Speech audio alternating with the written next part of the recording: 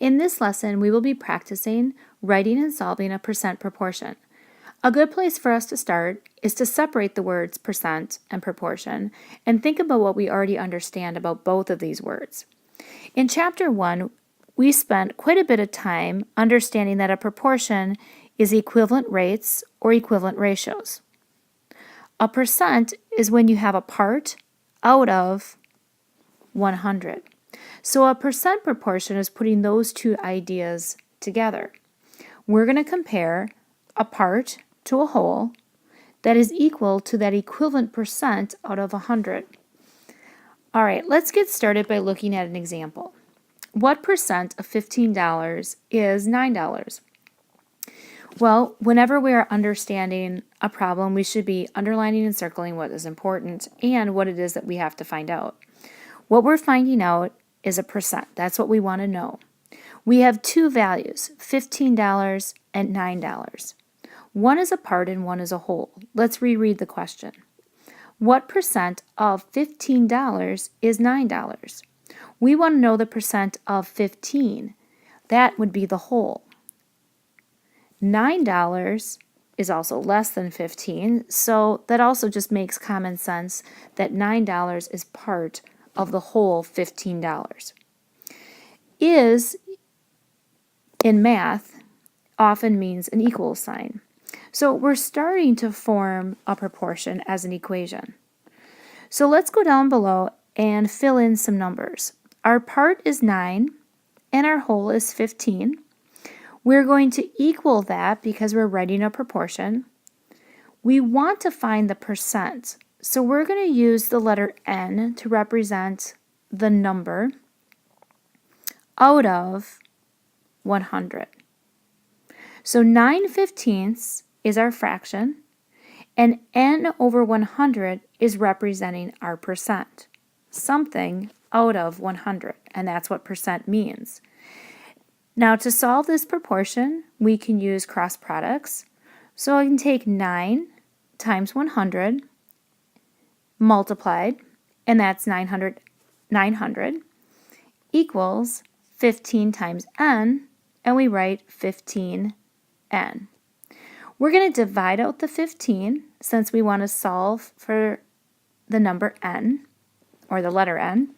And so now we're left with a division problem of 900 divided by 15. In this case, we have an answer of 60 equals n. Now we can always check our answer by putting 60 into the equation. 900 equals 15 times 60. When we do the math and our calculation, we can see that 15 times 60 is 900. So we did solve the percent proportion correctly because 900 equals 900. Let's practice again with a new problem. What percent of 25 is 20? When trying to understand a problem, it's best for us to circle and underline what's important and what we want to find out. We want to find out the percent. We have two quantities, 25 and 20, and both are important. What percent of 25? 25 is our whole, which leaves us with 20 as the part.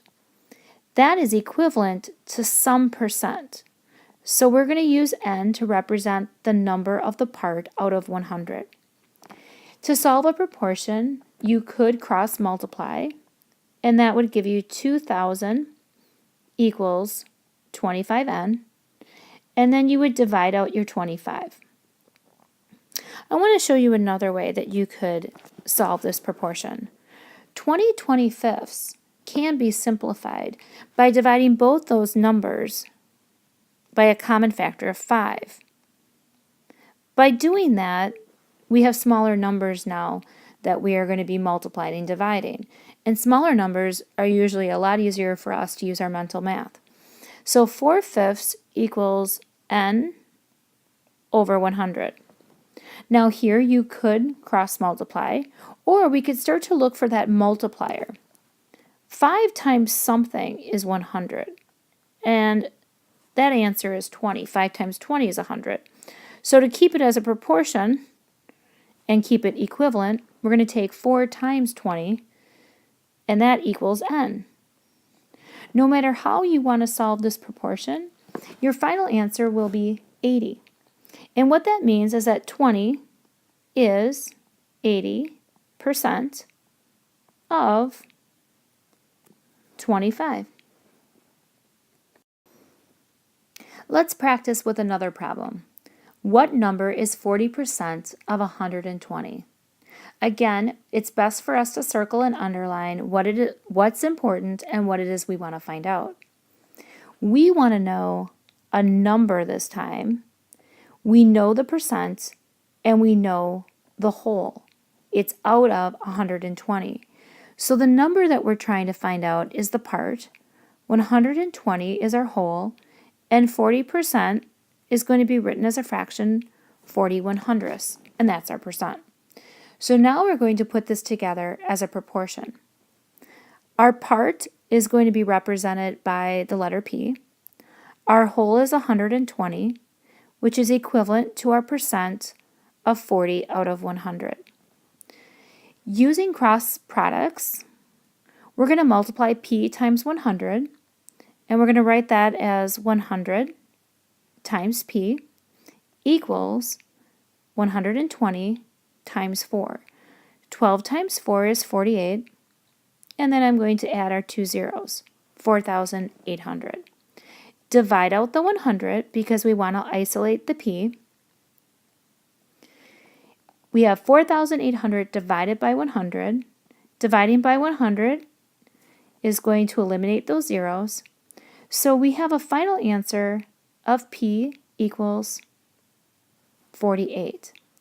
So 48 is 40% of 120. Now, it is good for us to always check just to make sure that we didn't make any calculation mistakes.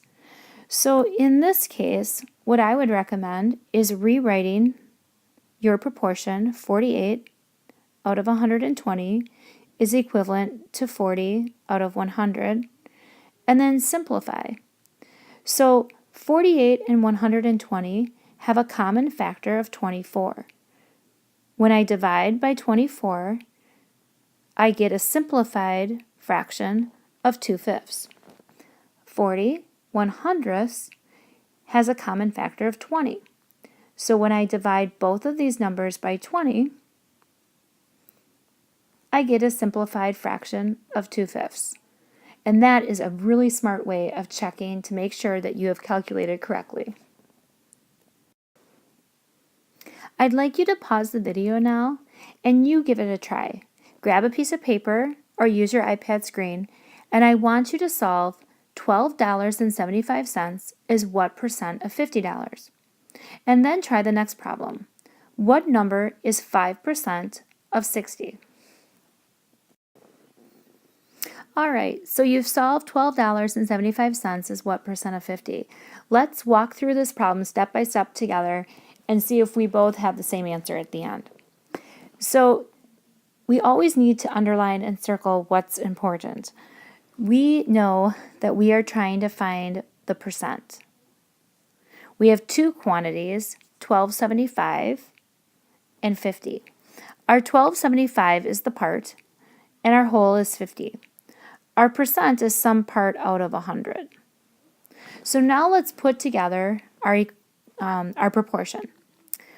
We have $12.75 out of $50, which is equivalent to some part out of 100.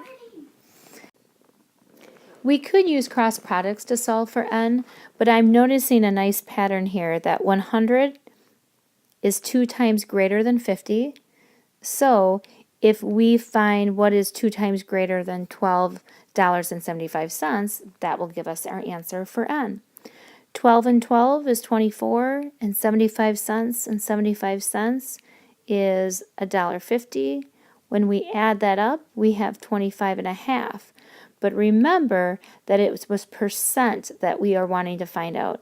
So our final answer is going to be labeled with a percent sign, 25.5%. All right, let's see how we did with this problem. What number is 5% of 60? Let's always circle, underline what's important and what it is that we want to find out. We're finding out a number out of 60. So knowing that that number we want to find out is the part and 60 is the whole. Percent, of course, is our percent of 5 out of 100. All right, let's put this together as a proportion. So we want to know a part out of 60 equals our percent of 5 out of 100. Now here we could cross multiply, and 100 times p is 100p, and 60 times 5 equals 300. We're going to divide out 100 to isolate p, and we get an answer of p equals 3. So that worked out kind of nicely, but we should always check. So our final answer is telling us that 3 is 5% of 60. Using what we know about multiples of 5 and multiples of 10 will really help us to quickly check this answer. So if we understand that 10% of 60 is 6, then we can take half of 10%, which is our 5%, and half of 6 is 3. Kind of a nice, just quick way of always double checking that our calculation is correct.